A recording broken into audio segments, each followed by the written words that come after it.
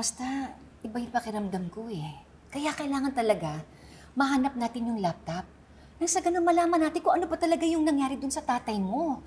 Eh kung bumalik kaya tayo dun sa building, tingnan natin baka nahanap... Lynette, bakit ba gigil ka malaman kung ano ang laman niyang CCTV footage na yan? Excuse si Moira nga, asawa eh, hindi ganyan na reaksyon. Michael, ano ka ba? May taong na aksidente. Ano mang oras pwede siyang mamatay? Lynette, gagawin mo ba yan? Kahit di si RJ yung tao na yun? Oo naman. Sandali. Binibigyan mo ba ng ibang kulay itong ginagawa ko? Hindi. Nagtatanong lang. Ewan ko ah. Basta, iba yung nararamdaman ko, iba yung kutob ko. Pakiramdam ko talaga may kinalaman si Ma'am Moira eh. Nay, huwag niyo na pong pagbintangan si Ma'am Moira. Kasi kapag ginawa niyo po yan, mas magkakagulo lang. Lalo na po wala naman tayong ebidensya eh. Lynette, alam mo, tama si Annalyn eh. Nagkakagulo na silang magkapatid. Huwag na tayo makidagdag pa.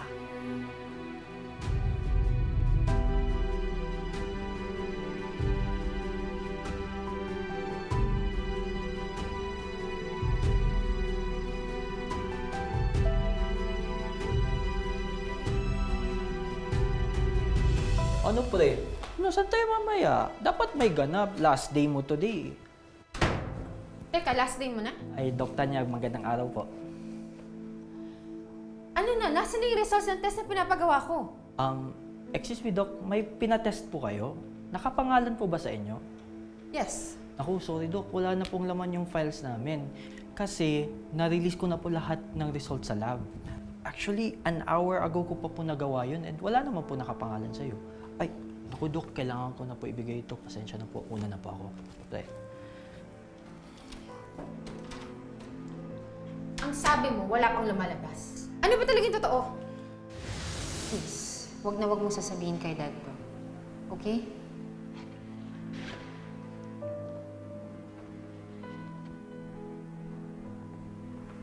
Fidel.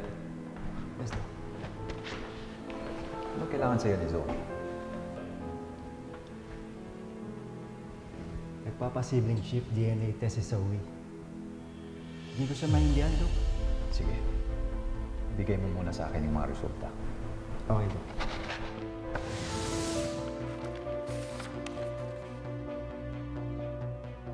%? Hindi match si Zoe at saka si Annalyn? Are you sure complete ang specimen? Yes, Doc. May specimen from Zoe's mother and Annalyn's mother. Ibig sabihin, hindi sila magkapatid? Posible. Anak mo si Zoe at saka si Annalyn. If you want a paternity test, Doc, let me know. Nandito pa ako hanggang Lunes. May paternity test na kami ni Annalyn. Nag-match kami. Fidel, please, huwag mo muna ibigay kay Zoe ang test results. At huwag mo muna sabihin sa kanya na nasa sayo na. Okay? Yes, Doc. And kung ano man ang pinag-usapan natin, let it remain confidential, okay? Sorry po, Doc. Kinuha na po sa akin ng daddy mo.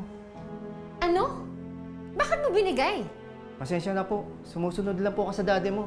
Alas na po ako. Teka, sandali. Saan ka pupunta? Tell me, ano yung results? I'm sure binasa mo yun. Ano, magkapatid ba talaga kami ni Annalyn?